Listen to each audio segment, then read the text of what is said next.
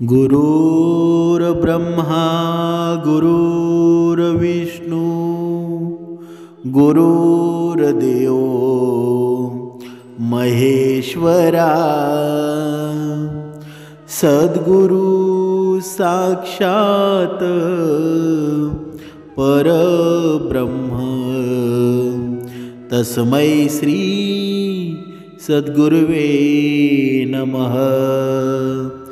जय जय रघुवीर समर्थ श्रीराम समर्थ। सद्गुरु चरणांना नतमस्तक होऊन या शुभ्र सकाळच्या वातावरणामध्ये सर्वजण उपासना करूनच या श्रवणाला बसलेले आहात असं समजून आपण या निरूपणास सुरुवात करूया। मायबाप सज्जनांचं स्वागत आहे। आज आपण पाहणार आहोत की आता मार्गशीर्ष महिना चालू झालेला आहे, पण या मार्गशीर्ष महिन्याचं नक्की या मनुष्याला फायदा काय?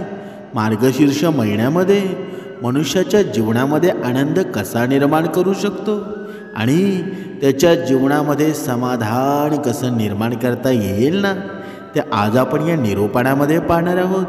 काही लोक असतात भरपूर व्रत वैकल्य उपवाससुद्धा करतात, पण समर्थांनी सांगितलेलंच आहे ना, खरा मार्गशीर्ष महिना आहे ना तो श्रीकृष्ण स्वारींचा अत्यंत आवडता महिना आहे। कारण हिंदू पुराणानुसार हा मार्गशीर्ष महिना आहे ना हा पवित्र महिना मानला जातो। आणि बघा, तुम्हाला माहीतसुद्धा असेल याच महिन्यामध्ये दत्त जयंतीसुद्धा येते आणि या दत्त भक्तांमध्ये विशेष महत्त्व मानलं जातं ना। म्हणजे ज्या परमेश्वरानं ही पृथ्वी निर्माण केली, सर्व विश्व निर्माण केलं, त्याचं आराध्य म्हणून आपण भक्तच आहोत ना। या मार्गशीर्ष महिन्याची ख्याती एवढी आहे ना, साक्षात या भगवद्गीतेमध्ये भगवान श्रीकृष्णांनी सुद्धा या मार्गशीर्ष महिन्याचे या श्लोकातून व्यक्त केलेले आहेत। श्रीकृष्णांनी असं म्हटलेलं आहे, मासाण मार्गशीर्षायम। म्हणजे काय? म्हणजे याचाच अर्थ असा आहे की हा मार्गशीर्ष महिना माझाच आहे, म्हणजे भगवान श्रीकृष्णाचं स्वरूप आहे। जर आपण ब्रह्ममुहूर्तावर उठून या निदान या मार्गशीर्ष महिन्यामध्ये कंप्लीट 1 महिना रोज तुम्ही ब्रह्ममुहूर्तावर उठून, ब्रह्ममुहूर्त तुम्हाला वेळोवेळी सांगायची गरज नाही, पहाटे 3:40 चालू होतो, तो जेमतेम 6 वाजेपर्यंत असतो। मग हा 3:40 म्हणजेच हा मधला तुम्ही 1 किंवा अर्धा तास आहे ना, तो कोणताही निवडू शकता। म्हणून या वेळेला आपण आपल्या आराध्य दैवताचं जर नामस्मरण केलं ना, जर आपण ती उपासना केली तर त्याचं फळ एवढ्या तेजानं भेटतं ना, म्हणजे जे आपलं काम 1 वर्ष अडवून राहिलेलं असेल ना, तर ते काही हप्त्यामध्ये त्याला फरक पडत असतो, हप्त्यामध्ये होऊन जातं। पण ते असं होतं का? कारण या महिन्यामध्ये आहे ना, सर्व देवी देवता असतात ना, ती जागृत झालेले असतात, म्हणजेच ती कृपादृष्टी करण्यासाठी आपल्यावर हजीर झालेले असतात। पण मनुष्यानं या भक्तानं ते फळ घ्यायला तयार राहावं की नाही? पण हा झोपी जातो, मग याला ब्रह्ममुहूर्तावर कधी जाग येईल का? मग याचे प्रश्न सुटतील का? म्हणजे तसेही हा भगवंत आहे ना, तो जागृतच असतो, सदैव सर्व प्राणीमात्रांवर लक्ष ठेवूनच असतात ना। पण या महिन्याचं एवढं विशेष महत्त्व आहे ना, निदान या महिन्यामध्ये मांसाहार तर करू नका। कारण ज्यावेळी हा मनुष्य देह आहे ना मांसाहार करत नाही, त्यावेळी भगवंताचं स्वरूप त्याच्या जीवनामध्ये या मनामध्ये निर्माण झालेलं असतं। मग जेव्हा न मांसाहार करता तुम्ही जर ब्रह्ममुहूर्तावर उठून उपासना करत असाल तर तुम्हाला ते फळसुद्धा मिळणार आहे। पण तुम्ही विचार करू शकता, या स्कंद पुराणात देखील हा या महिन्याचा महिमा आहे ना तो खूप गायलेला आहे।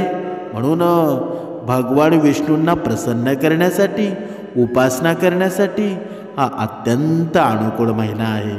त्याचप्रमाणे या दत्त भक्तांसाठी भगवान दत्तात्रयांची उपासना आराधना करून त्यांना प्रसन्न करण्यासाठी हा महिना अत्यंत योग्य आहे. म्हणून मार्गशीर्ष शुद्ध सप्तमी ते मार्गशीर्ष शुद्ध चतुर्दशी या सप्ताहामध्ये बघा, गुरुचरित्राचं पारायण जर तुम्ही केलं ना तर तुम्हाला एवढं जोराने फळ मिळेल ना, एवढं ऊर्जेनं फळ मिळेल की तुम्हाला ते लवकरात लवकर तुमची इच्छासुद्धा पूर्ण होईल. म्हणून या मार्गशीर्षातील गंगा स्नानाचं पुण्य आहे ना, हे 10 लाख ग्रहण स्नाना एवढं हे सुद्धा मानलं जातं. म्हणजे या महिन्यात विष्णू सहस्रनामाचं पाठ केले जातात. म्हणजे आपण आता पाहूया, या जर मार्गशीर्ष महिन्यामध्ये जर काही हे उपाय केले ना तर मनुष्याच्या जीवनामध्ये प्रगती होत असते, त्याच्या जीवनामध्ये धन संपत्ती निर्माण होत असते. आता इथे काहीकांना अंधश्रद्धासुद्धा वाटू लागते. कारण का? कारण त्यांचा या गोष्टीवर विश्वास नसतो. पण जर तो मनुष्य कर्माने असेल, जर तो मनुष्य भक्तिमार्गामध्ये असेल, त्याला हे फळ आहे ना ते नक्कीच मिळणार आहे. म्हणून जर तुम्ही कर्मामध्ये नसाल ना तर ही उपायसुद्धा करू नका. कारण जो कर्मामध्ये राहतो ना, जो पूर्ण भक्तिमार्गामध्ये आहे, ज्याचं मन निर्मळ आहे, त्यांनी ही उपाय नक्कीच करायला हवेत. म्हणजेच या मार्गशीर्ष महिन्यामध्ये विष्णू मंदिरात जर शंखाचं दान केलं तर मग आपण आर्थिक संकटापासून दूर होऊ शकतो. कारण या शंखामध्ये एवढी शक्ती आहे ना. आणि या मार्गशीर्ष महिन्यामध्ये जर आपण हे दान केलं ना तर तुम्हाला तुमच्या मनासारखं फळ मिळणार आहे. जर तुम्ही या मार्गशीर्ष महिन्यामध्ये दक्षिणावर्ती शंखामध्ये दूध भरून भगवान विष्णूंचा अभिषेक केला तर भगवान विष्णूंचा आशीर्वादसुद्धा तुम्हाला प्राप्त होईल. पुढे आपण पाहूया, बऱ्याच वेळेस असं होतं की एखाद्या व्यक्तीच्या कुंडलीमध्ये शुक्राचा दोष असतो आणि त्यामुळं धनसंपत्तीसुद्धा येत नाही. म्हणजे किती जरी मेहनत केली ना आपल्याकडे पैसा राहत नाही. त्यावेळेस या पांढरा शंख त्यामध्ये तांदूळ भाताचे पांढऱ्या रंगाचे कपड्यामध्ये गुंडाळून किंवा समुद्रामध्ये प्रवाहित केल्यानं तुम्हाला आर्थिक धनवाढीचे योगसुद्धा जुळून येतात. म्हणून एक गोष्ट लक्षात ठेवा, जो कर्माने असेल, जो पूर्ण नियमबद्ध असेल, समर्थांनी सांगितलेल्या नियमांचं पूर्ण वेळेवर तो पालन करत असेल ना, त्या मनुष्याला नक्कीच या गोष्टींचा फायदा होणार आहे. जेव्हा आपण मार्गशीर्ष महिन्याची ही गोष्ट काढतो ना तेव्हा आपल्याला आठवतंय की दत्त जयंती. कारण का? कारण दत्त जयंतीशिवाय मार्गशीर्ष महिना अपुराच आहे ना. कारण या दत्त जयंती नक्की काय असते आणि गुरु दत्तात्रयांची ही अवतार कथा काय आहे ते सुद्धा आपल्याला पाहावं लागणार आहे. म्हणजेच ही सृष्टी निर्माण होण्यापूर्वी सर्व जग जलमय होतं. त्यात हिरण्यगर्भ झाले आणि तेच रजोगुणापासून निर्माण झालेले ब्रह्मच होते ना, आणि त्यालाच ब्रह्मांड म्हणतात. मग त्याचे 2 तुकडे झाले आणि तेथे वरती आकाश आणि खाली भूमी असे 2 भाग झाले. आणि ब्रह्माने तेथे 14 भुवने निर्माण केली. 10 दिशा, मन, बुद्धी, वाणी, काम, क्रोध, षड्विकार उत्पन्न केले. आणि मग या सृष्टीची विस्तृत रचना करण्यासाठी या मरीची आणि आत्री, अंगिरस, पुलस्त्य, क्रतू आणि वसिष्ठ असे 7 मानसपुत्र निर्माण केले. आणि त्या सप्तर्षीपैकी आत्रींची पत्नी अनुसया ही श्रेष्ठ पतिव्रता होती ना, आणि थोर पतिव्रता असल्यानं तिची पतिसेवा पाहून स्वर्गाचे ऐश्वर्य घेईल बघा, ही अशी भीती निर्माण देवांना वाटू लागली होती. आणि मग इंद्रांनी सर्व देव ब्रह्मा, विष्णू, महेश या त्रिदेवांना भेटले. त्यांनी आत्रेय, अनुसया यांची सगळी हकीकत सांगितली. आणि इंद्र म्हणाला, महातपस्वी आत्रेंची पत्नी अनुसया आहे आणि असामान्य पतिव्रता आहे. काया वाचा मनाने अतिथींची पूजा करते. ती कोणालाही विनमुख करीत नाही. तिच्या अलौकिक आचरण पाहून सूर्यसुद्धा तिला घाबरतो आणि तिला उन्हाचा त्रास होऊ नये ना म्हणून तो मंद मंद तापतो. बघा, इथे समर्थांनी सांगितलेले आहे, ही अणुसया एवढी श्रेष्ठ होती ना की सूर्यसुद्धा लाजत होता. सूर्यसुद्धा तिच्या इशाऱ्यावर चालत होता. म्हणून तिच्यासाठी अग्नी थंड होतो, शीतळ होतो. वारासुद्धा भीतीने मंद मंद वाहतो. तिच्या पायांना त्रास होऊ नये ना म्हणून भूमी मृदू होते. ती शाप देईल अशी आम्हा सर्वांना भीती वाटत असते. ती कोणत्याही देवाचं स्थान हिरावून घेईल ना असा तिच्या पुण्याचा प्रभाव आहे. आणि यावर काहीतरी तुम्ही उपाययोजना करा, नाहीतर स्वर्ग तर जाईलच, पण शिवाय आम्हाला तिच्या दारात सेवेकरी करत राहावं लागेल. देवांचं गाऱ्हाणं ऐकताच ब्रह्मा, विष्णू आणि महेश भयंकर रागावले आणि म्हणाले, चला आताच आपण तिच्याकडे जाऊ. तिच्या पतिव्रत्याचा भंग करून तिला पृथ्वीवर ठेवू, नाहीतर या यम लोकामध्ये पाठवू. असं बोलून त्यांनी सर्व देवांना निश्चिंत राहण्यास सांगितलं.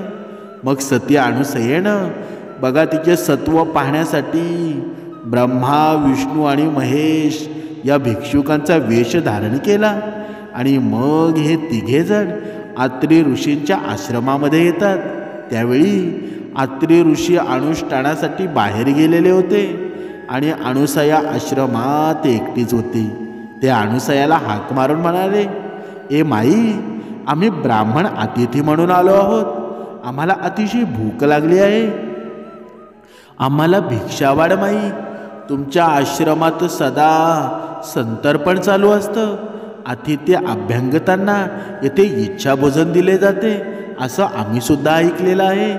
म्हणून आम्ही मोठ्या आशेने आलो आहोत. आम्हाला लवकर भोजन दे, नाहीतर आम्ही परत जातो.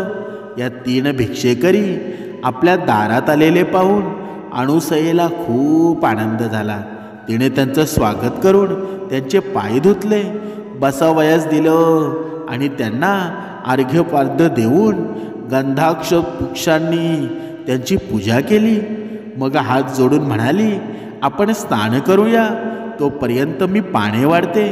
तेव्हा ते भिक्षुक म्हणाले, आम्ही स्नान करून आलो आहोत, आम्हाला लवकर भोजन दे. ठीक आहे असं म्हणून अणुसयेनं त्यांना बसायला पाट दिलं आणि पाने मांडली, म्हणजे अन्न वाढायला सुरुवात केली. तेव्हा ते भिक्षुक म्हणाले, माई, आम्हाला असं भोजन नको, आम्हाला इच्छा भोजन हवं आहे. तुझ्या सौंदर्याची कीर्ती आम्ही ऐकलेली आहे. तुम्ही निर्वस्त्र सौंदर्य पाहावं अशी आमची इच्छा आहे. म्हणून अंगावर वस्त्र न ठेवत आम्हाला भोजन वाढ, नाहीतर आम्ही परत जातो. त्या भिक्षुकांचे हे शब्द ऐकून अणुसया आश्चर्यचकित झाली. ती परमज्ञानी होती. अणुसया ही साधी स्त्री होती का? अजिबात नव्हती. तिला सर्व काही समजत होतं. म्हणूनही ती परमज्ञानी ही सती साध्वी होती. तिनं ओळखलं की हे कोणी साधे भिक्षुक दिसत नाही. आपली परीक्षा पाहण्यासाठी स्वतः देवच इथे आलेले आहेत. नाहीतर अशी विचित्र मागणी कोण करू शकेल का? आता हे परत गेले ना तर पतीच्या आज्ञेचा भंग होईल. निर्वस्त्र होऊन भोजन वाढलं तर पतिव्रतेचा धर्म मोडेल. माझे मन निर्मळ आहे. पतीचे तपोबळ मला या संकटातून तारून नेईल असा विचार करून अणुसया त्या भिक्षूंना तथास्तु असं म्हणून आतमध्ये गेली. तिने आपल्या पतीचं स्मरण केलं आणि पतीची मनात पूजा केली. मग तीर्थाचं भांडं बाहेर घेऊन आली आणि तिनं आपल्या पतीचं एकदा स्मरण केलं आणि ते तीर्थ तिघा भिक्षुकांच्या अंगावर शिंपडलं. आणि काय आश्चर्य, त्याच क्षणी त्या 3 भिक्षुकांची 3 तेजस्वी सुंदर बाळे बनली. मग स्वतःला सावरून ती बाळांना मांडीवर घेऊन थोपटू लागली. अंगाई गीते गाऊ लागली. ती बाळे भुकेने व्याकुळ होऊन रडत होती. त्यांना आता अन्नाची सुद्धा नव्हती. त्यांना हवं होतं आईचं दूध. आणि त्याच वेळी अणुसयेनं वात्सल्यानं पान्हा फुटला. तिनं एकेका बाळाला स्तनपान देऊन शांत केलं. मग तिने त्या बाळांना पाळण्यात ठेवून झोपवलं. अगदी विश्वाची उत्पत्ती ही स्थिती लय करणारे हे ब्रह्मा विष्णू महेश हे त्रिदेव अनुसयेच्या तपोबळाने तिची बाळे झाली. तिच्या स्तनपानाने त्यांची भूक शमली. आणि दुपारी आत्री ऋषी अनुष्ठान संपून आश्रमामध्ये परत येतात. आणि पाळण्यातील 3 बाळकांना पाहून त्यांना सुद्धा आश्चर्य वाटतं. अनुसयेने त्यांना सगळी हकीकत सांगितली. ही 3 बाळं आहेत ना, ती म्हणजे ब्रह्मा विष्णू महेश आहेत. या त्रिमूर्ती आहेत. या आत्री ऋषींनी अंतर्ज्ञानानं सर्व काही ओळखलं. तेव्हा ब्रह्मा विष्णू महेश या आत्री ऋषींपुढे प्रकट झाले आणि वर माग असं आत्रींना म्हणाले. तेव्हा ते अनुसयेला म्हणाले, त्रिमूर्ती आपल्यावर प्रसन्न झालेले आहेत आणि इच्छा असेल तो वर मागून घे. तेव्हा अनुसया हात जोडून म्हणाली, हे नाथ, हे 3 देव तुमच्या तपश्चर्येने प्रसन्न होऊन येथे आलेले आहेत. तुम्ही त्यांच्याकडून पुत्र मागून घ्या. आत्री म्हणाले, हे देवश्रेष्ठांनो, तुम्ही बाळ रूपानं माझ्या आश्रमामध्ये आलात तर पुत्र रूपाने येथेच राहा. तेव्हा तथास्तु म्हणून 3 देव स्वस्थानी गेले. मग ब्रह्मदेव चंद्र झाला, श्री विष्णू दत्त झाला आणि महेश दुर्वास झाला. काही दिवसांनी चंद्र व दुर्वास मातेला म्हणाले, आम्ही दोघे तपाला जातो. 3रा दत्त येथेच राहील, तोच त्रिमूर्ती आहे असं समज. आणि अनुसयेने ती अनुज्ञा दिली. आणि चंद्र व दुर्वास तप करण्यासाठी निघून जातात. आणि त्रिमूर्ती दत्त मात्र आई वडिलांची देव करीत तेथेच राहिले. पुढे ब्रह्मदेव आणि शंकर यांनी आपापले दिव्यांश या दत्ताच्या ठिकाणी स्थापन केले. आणि तेव्हापासून दत्त आत्री अनुसयेचा पुत्र आणि श्री विष्णूचा अवतार असून त्रिमूर्ती दत्तात्रय म्हणून एक तत्वाने राहिला ना. आत्री म्हणून आत्री अनुसयेच्या देवांनी तो दिला म्हणून दत्त आणि तो दत्तात्रय महाप्रभू हाच गुरुपरंपरेचं मूळपीठ आहे. म्हणून या दत्तात्रयाचा अवतार आहे ना, मार्गशीर्ष पौर्णिमेला झाला. म्हणून या दिवशी दत्त जयंती असते. म्हणून समर्थांनी सांगितलेलं आहे की हा मार्गशीर्ष महिना आहे ना, बघा काही लोक भरपूर व्रत करत असतात, उपवास करत असतात, पण त्यांना कधीच त्याचा फायदा होणार नाही. पण जो या त्रिमूर्तींची भक्ती करत असतो, कारण या त्रिमूर्तींनी हे पूर्ण विश्व निर्माण केलेलं आहे. आणि आपण सुद्धा भक्ती दत्त महाराजांचीच करतो ना, श्रीरामाचीच करतो. म्हणून जर या मार्गशीर्ष महिन्यामध्ये जर आपण ब्रह्ममुहूर्तावर उठत असाल ना आणि ब्रह्ममुहूर्तावर उठून उपासना करत असाल तर तुम्हाला हे फळ आहे ना ते नक्कीच मिळणार आहे. म्हणून या अगोदर तुम्ही काय केलेलं आहे, किती वाईट कर्म केलेले आहेत ते सर्व विसरून जा. समर्थांनी सांगितलेलं आहे, जर तुम्ही स्वतः बदलायचं ठरवलं ना तर तुम्ही याच क्षणी बदलू शकता. याच क्षणी भगवंत तुम्हाला सर्व तुमची पापे डायरेक्ट माफ करून टाकतील. पण तुम्ही निश्चय करायला हवा.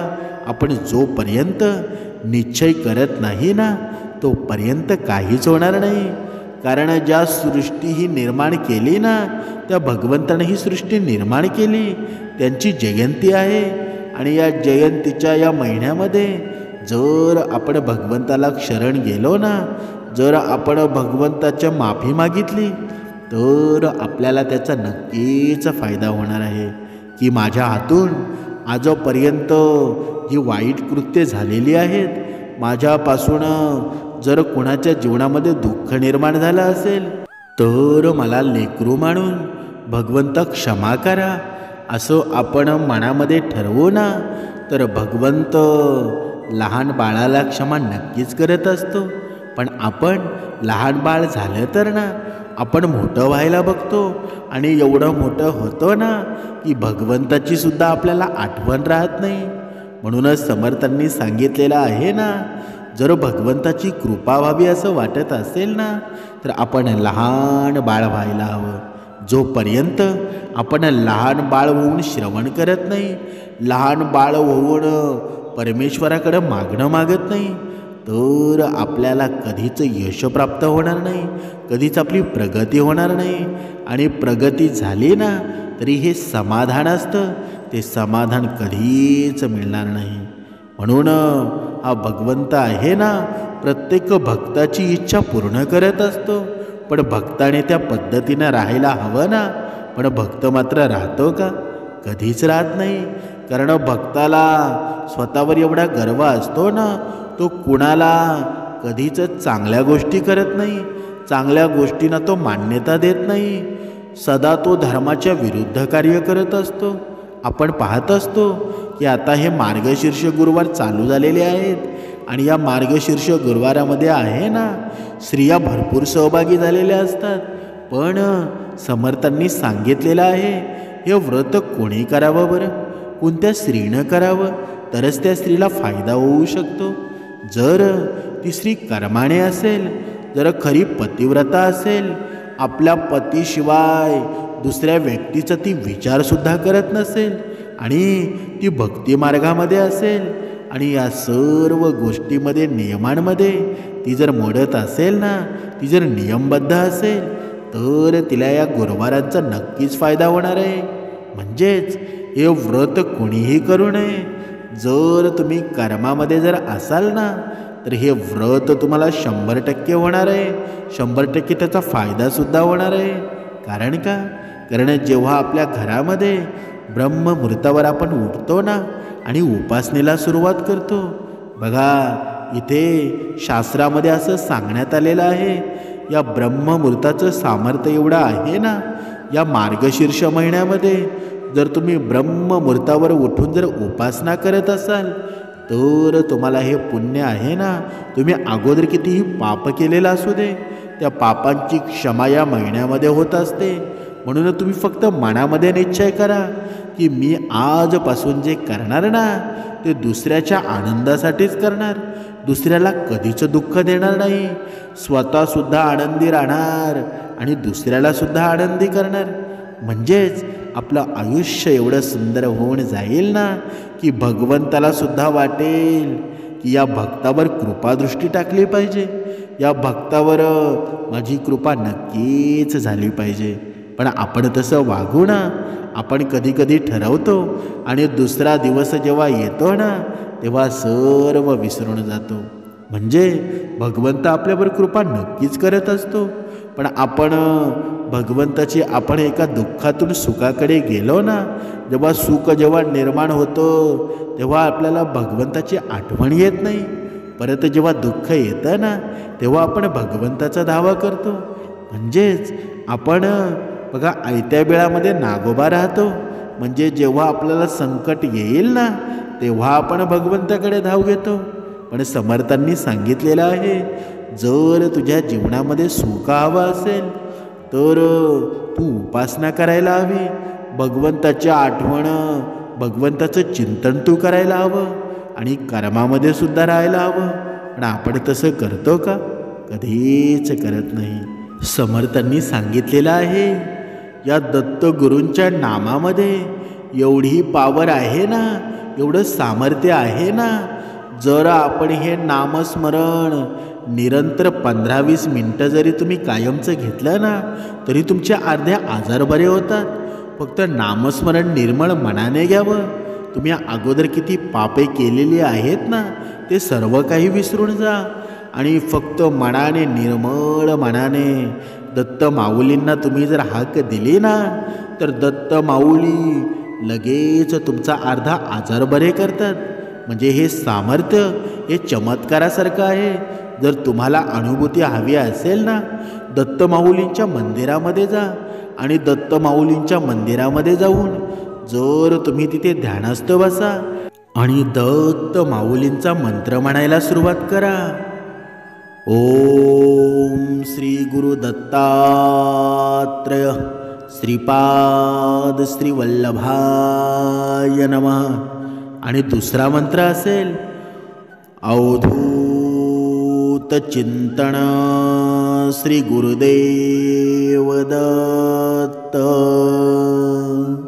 बघा, या दोन्ही मंत्रांपैकी आहे ना, कोणता मंत्र म्हटला तरी चालेल, पण तुम्ही 15 मिनटं दत्त मंदिरामध्ये जाऊन बघा. बघा, तुम्हाला भरपूर आयुष्यामध्ये प्रॉब्लेम असतील, भरपूर कामं तुमची अटकलेली असतील आणि तुम्हाला कृपादृष्टी जर हवी असेल ना, तर तुमच्यासाठी हा मार्गशीर्ष महिना खूप भाग्याचा आहे. आणि हा भाग्याचा महिना आहे ना, तुमच्या जीवनामध्ये सर्व दुःखहरण करणारा आहे. म्हणून दत्त माऊलींची ही कृपा जेव्हा तुमच्यावर होईल ना, तेव्हा तुम्हाला साक्षात वाटेल, खरंच मी आज या कलियुगामध्ये येऊन, या ब्रह्मांडामध्ये येऊन, या विश्वामध्ये येऊन खरंच सार्थक झालेला आहे. पण आपण या गोष्टीवर विश्वास ठेवू तेव्हाच होईल ना. तसं होईल का? कधीच होणार नाही. म्हणून वाईट विचार मनातून काढून टाका, भगवंताची भक्ती करायला सुरुवात करा. हे निर्मळ मन होईल कधी? जेव्हा आपण भक्ती मार्गामध्ये असू, समर्थांच्या विचारांमध्ये असू आणि सर्व योग्य पद्धतीनं नियमांमध्ये राहू ना, तेव्हा सर्व काही दत्तमाऊलींच्या कृपेनं, श्रीरामांच्या कृपेनं सर्व काही कल्याणकारी होऊन जाईल. जय जय रघुवीर समर्थ.